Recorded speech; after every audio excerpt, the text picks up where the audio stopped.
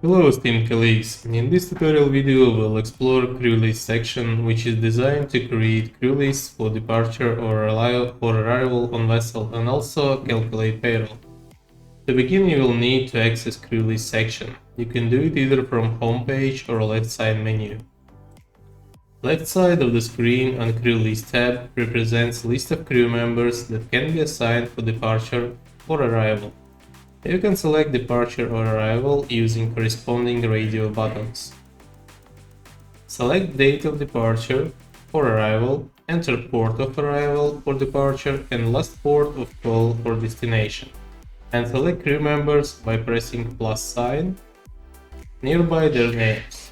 You can search for crew members using search about the list. After filling necessary information, press save button top right corner.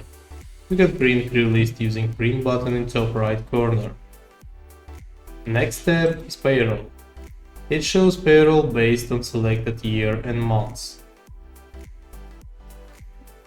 All values are being taken from crew properties and calculated automatically. Values marked with bold font can be edited manually. You can log editing by ticking checkbox on the left side of the row. There are 3 statuses for every row: not paid, verified, and paid. After filling and checking information, press save button in top right corner.